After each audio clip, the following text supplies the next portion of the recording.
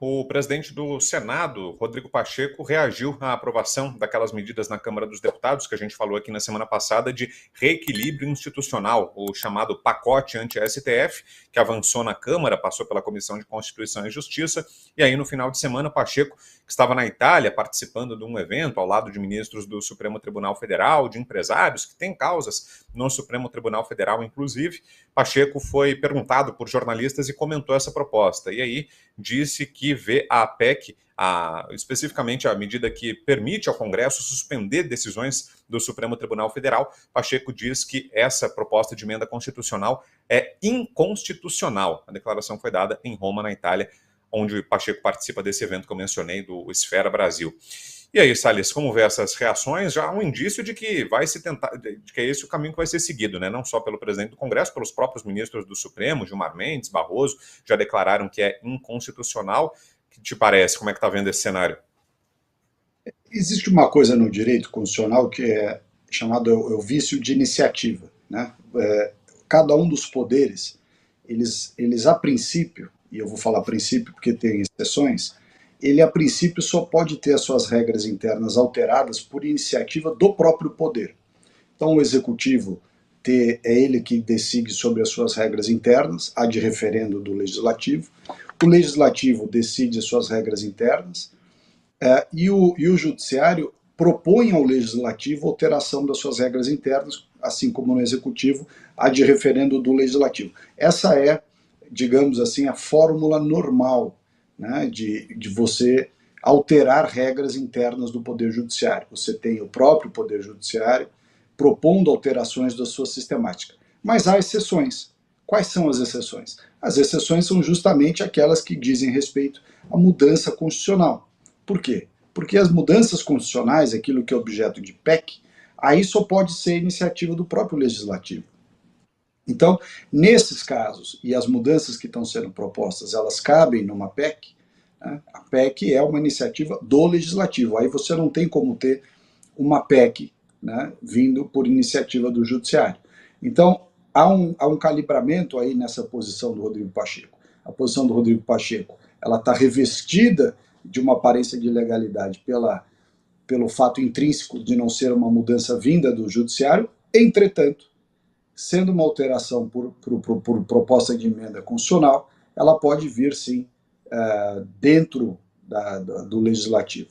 Uma questão importante é que regras internas, as regras de procedimento, não são regras do judiciário. O processo civil, a maneira pela qual se exerce o processo, né, você entra com a petição, depois contesta, depois tem embargos, depois tem agravo, depois tem apelação, depois tem isso, tem aquilo. O procedimento, né, o processo, ela é uma lei, e como tal pode ser alterado. O regimento interno das cortes, o regimento interno dos tribunais de justiça, regimento interno do STJ, regimento interno do Supremo Tribunal Federal, também se equiparam à lei. Então aí há um conflito, dizendo, bom, se ele se equipara à lei, ele também pode ser alterado dessa mesma forma. O fato é o seguinte, no Brasil de hoje, quando a turma não quer aceitar, eles vão achar o argumento que for para dizer, vocês votaram aí no Congresso, mas a gente não concorda.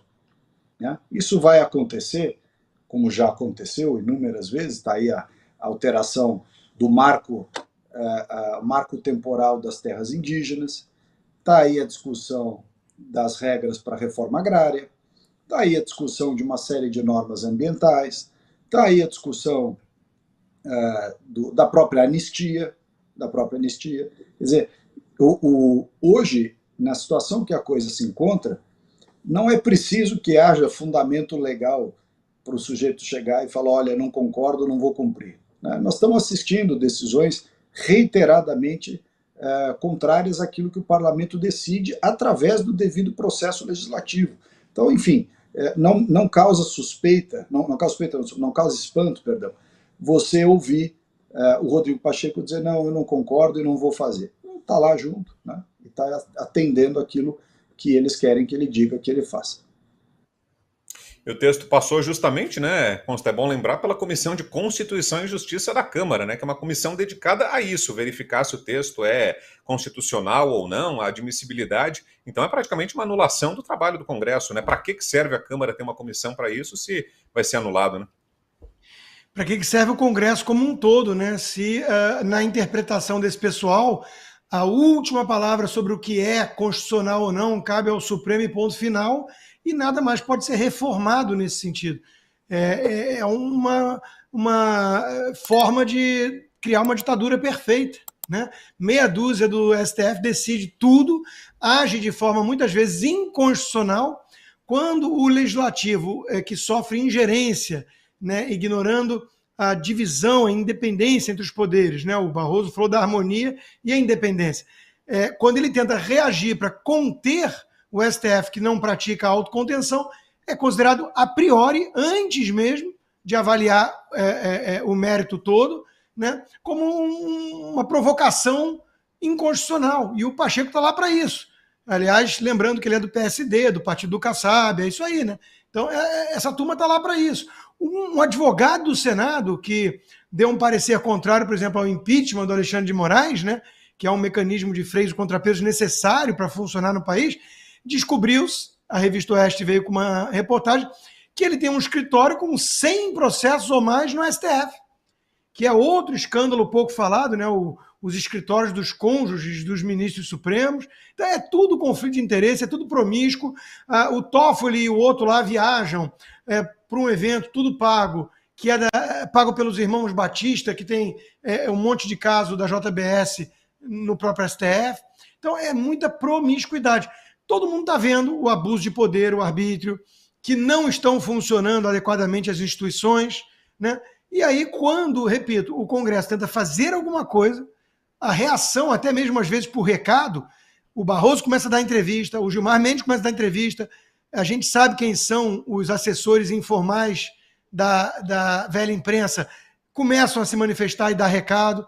Se isso aí for adiante, vai ter consequências. Uma delas, a Eliane Cantanhede, fala abertamente em guerra política e diz que o STF tem um arsenal para usar, que são os processos de parlamentares no STF.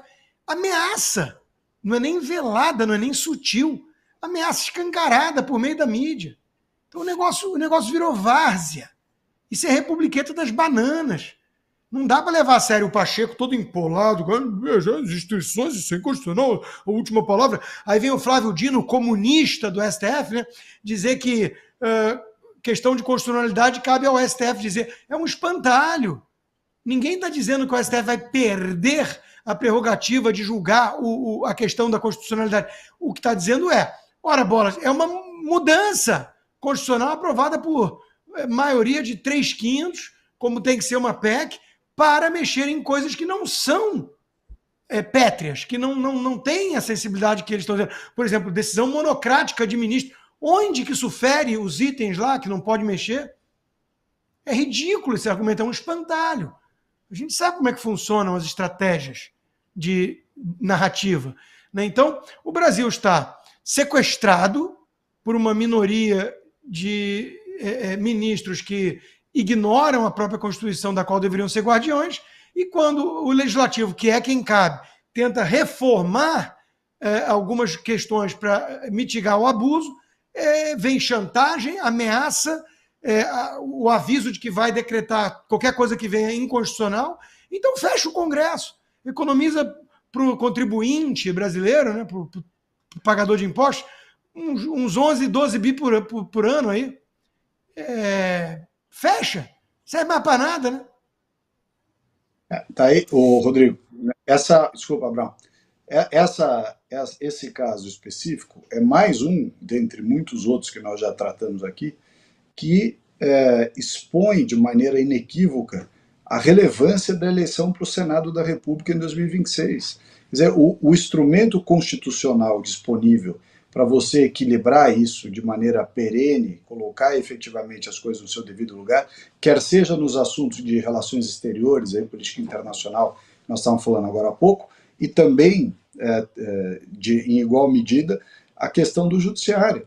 É o Senado da República. Quando eu estou falando aqui desde sempre. Olha, eu quero sair da posição de deputado federal para ir para senador, junto com tantos outros que são bons nomes que por aí também querem, em outros estados, é justamente por isso, porque ou a gente coloca ordem no Senado, e o Senado não pode ter, na hora que você olha a composição atual do Senado brasileiro, você vê que o Senado está cheio de gente lá com o rabo preso. Está cheio de gente lá que é do conluio, do conchavo, do time. Quer dizer, não adianta você ter um pessoal sentado na cadeira de senador se o cara não tem a mínima condição, seja moral, ética ou cultural, né, intelectual, de fazer o que tem que ser feito. Quer dizer, e o que tem que ser feito é cumprir a regra. Ninguém quer nenhuma medida de exceção, nenhuma medida fora do curso legal, né? O Senado ele tem um papel diferente da Câmara, tem outros papéis importantes, e o Senado tem esse papel fundamental.